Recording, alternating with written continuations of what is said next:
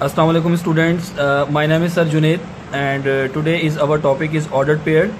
You are watching the channel The Knowledge is Light and from the Sin textbook board we are going to start our topic ordered pair. Students, ordered pair क्या होता है, इसके लिए सबसे पहले आप इसकी definition देखिए. The pair of elements that occurs in particular order and are enclosed in brackets are called set of ordered pairs. Students, order pair असल में हमारे पास एक इनक्लोज ब्रैकेट के अंदर दो एलिमेंट्स होते हैं जो सेट्स में से लिए जाते हैं. यानी आपके पास फॉर एग्जांपल दो सेट्स हैं, एक सेट ए है और दूसरा सेट बी है. तो दोनों सेट्स के अंदर से जो दो एलिमेंट्स आपके पास लिखे जाएंगे ए और बी, उनका आप एक ऑर्डर पेयर बनाएंगे ए और बी. आगे चल के आपको ये चीज़ क्लियर हो जाएगी कि दो सेट्स में से अलग अलग एलिमेंट्स क्यों आ रहे हैं. स्टूडेंट्स, अभी आपको फिलहाल यही समझना है कि एक ऑर्डर पेयर के अंदर दो एलिमेंट्स होते हैं ए और बी, जो एक राउंड ब्रैकेट के अंदर इनक्लोज्ड होते हैं. जिस तरीके से ये आपको नजर आ रहा होगा, ये A and B. We studied order pair in coordinate system to locate the point. Order pair का पर्पस क्या होता है, इसका क्या काम होता है, हम इसको जो कोऑर्डिनेट सिस्टम होता है हमारा, कोऑर्डिनेट सिस्टम कहते हैं. जैसे फॉर एग्जांपल एक्स और वाई कोऑर्डिनेट सिस्टम है हमारे पास. तो एक्स वाई कोऑर्डिनेट सिस्टम के अंदर हमारे पास एक पॉइंट की जो है लोकेशन, उसकी जो पोजीशन है, उसको हम पोजीशन उस पॉइंट की लोकेट करने के लिए इस्तेमाल करते हैं. ठीक है students, order pair for example इसका देख लें आप. जिस तरह ऑर्डर पेयर जो है वो इक्वल कब नहीं होते, is not equal to order pair 2 3. यानी कि अगर आपके पास इस तरह से ऑर्डर पेयर आ जाए कि इसके अंदर एक एलिमेंट है ऑर्डर पेयर के अंदर 5 और दूसरा है 2, और दूसरे ऑर्डर पेयर के अंदर 2 और 5 है, तो ज़रूरी नहीं है कि ये दोनों एलिमेंट्स जो हैं वो आपस में बराबर हों. ये बराबर नहीं होंगे, बल्कि 5 2 बराबर नहीं होगा 2 5 के. ये दोनों ऑर्डर पेयर बराबर नहीं होंगे. इसका मतलब ये हुआ कि ऑर्डर पेयर का जो एलिमेंट्स का जो ऑर्डर है वो बहुत ज़्यादा इंपॉर्टेंट है. यानी ऑर्डर को आपने थोड़ा सा इसके अंदर देखना है कि ज़रूरी नहीं है कि ये दोनों ऑर्डर पेयर बराबर हों, ये बराबर नहीं होते. स्टूडेंट्स, एलिमेंट्स का जो ऑर्डर पेयर की जो एग्जांपल है वो मैं आपके सामने अभी सॉल्व करता हूँ कि किस तरीके से हम ऑर्डर पेयर को एक्सप्लेन कर सकते हैं अपने कार्टेशियन कोऑर्डिनेट सिस्टम के अंदर. स्टूडेंट्स, इससे पहले मैं आपको एक चीज़ और बता दूँ कि जो ऑर्डर पेयर है वो सेम भी हो सकते हैं. अभी मैंने आपसे कहा था कि ऑर्डर पेयर 5 2 बराबर नहीं होगा 2 5 के, लेकिन अगर वो इस तरह से आ जाए 2 2 5 5, तो आप इन दो सेम ऑर्डर पेयर भी मतलब आप इनको लिख सकते हैं, ये सेम भी हो सकते हैं ऑर्डर पेयर. इसकी एग्जांपल देख लीजिए कि ऑर्डर पेयर्स को हम सॉल्व कैसे करते हैं. स्टूडेंट्स, आपके पास एक ऑर्डर पेयर है x -2, 6 और 4, 6.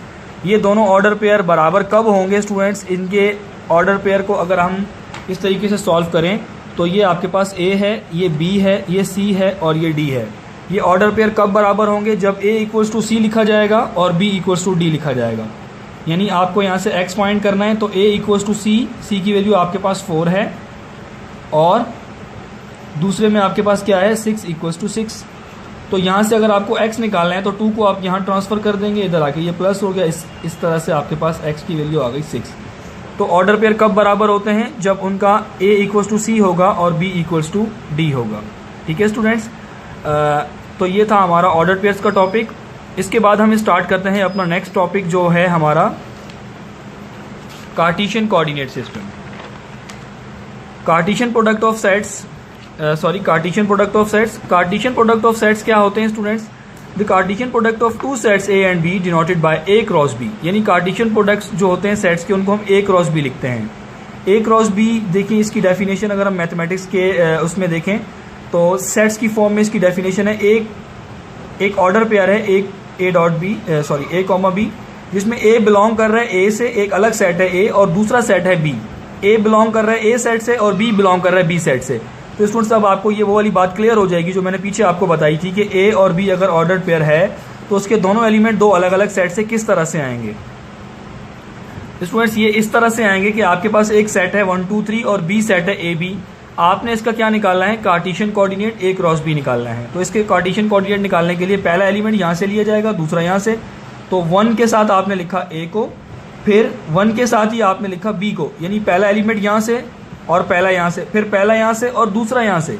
देन दूसरा एलिमेंट आपने लिया 2 और पहला यहाँ से लिया, फिर दूसरा यहीं से लिया और दूसरा यहाँ से लिया. इसी तरीके से तीसरे एलिमेंट के साथ भी आप यही काम करेंगे. स्टूडेंट्स, तो आप देख रहे हैं कि एक एलिमेंट आपके पास ए सेट में से आ रहा है और दूसरा बी सेट में से आ रहा है. तो ये जो आपके पास इसके सेट्स आएंगे, सब सेट जो आपके पास लिखे हुए हैं, ये सारे के सारे क्या होंगे? कार्टेशियन कोऑर्डिनेट्स होंगे और ये सब ऑर्डर पेयर हैं. First order pair, second, third, ये 6 के 6 ऑर्डर पेयर जो है ये कार्टेशियन कोऑर्डिनेट्स होंगे। ठीक है स्टूडेंट्स।